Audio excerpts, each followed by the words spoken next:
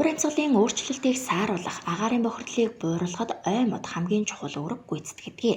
Энэ утгаараа бүх нийтээр мод тарих үндэсний өдрийн үйл ажиллагаанд ховдчууд бүх нийтээрээ оролцож модыг тарьж ургуул суржээ. Тухайлбал сүүлийн 6 жилийн хугацаанд гэгтэл хавар намрын мод тарилтаар Ховд хотын хэмжээнд 25.5 гад 78 гаруй мод тарьж өнөөдрийн байдлаар модны ургалт 70 орчим хувьтай байна.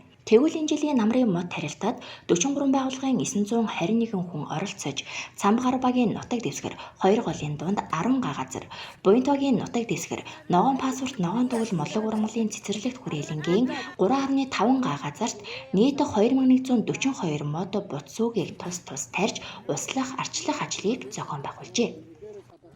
Энэ үндэсний өдрийн хэмжээнд манай ховдчууд бас нэлээд өргөн бүрэлдэхүүнээрээ оролцож бас тарьж ургуулсан одоо ийм ард юм. Энэ ч утгаараа өнөөдрийн хэмжээнд бол бас манай 60 гаруй одоо аж ахуйн нэгж байгууллага өнөөдрийн энэ мод тарилтын өдөрт бол оролцож байна. Зөвхөн энэ талбай дээр гэхэд Монгол Улсын байгаль орчны сайд Цэрэнбатын одоо уриалгаар ногоон төгөл одоо ийм ногоон паспорт ногоон төгөл арга хэмжээгээр өнгөрсөн 6 дугаар сард хийгдсэн арга хэмжээгээр бид бас 3.5 гааг бол одоо ойжуулсан. За энэ 3.5 га газрын ойжуулалт маань зөвхөн энэ жилийн уралдаад намрын одоо ургацын тодорхойлоход 75% уралдтай байсан. За бусад одоо өнгөрсөн хаврын мод тарилтын өдрийн арга хэмжээг бид бас тооцоо үзэх юм бол нэр нь бас 70 гаруй одоо хувьтайгаар ургасан байгаа нь бас бидний одоо ховдчуудын хийж байгаа ажил нь бас нэлээд өөдрөг бас түүнийхээ төлөө тарьж ургуулах юмсан бусад цаг үед өөрийнхөө тарьж ургуулсан модоо бас аж ахуйн нэгж байгууллага нь иргэсэн ийм одоо бас үр дүнтэй ажлууд зохион байгуулж чадсан бас ихэнх үр дүнтэй. Айн тухай хуулийн хүрээнд аж ахуйн нэгж байгууллага 5 хүртэл 18 нас хүрсэн иргэн бүр нэг мод тарих үндсэн үүрэгтэй байдаг байна.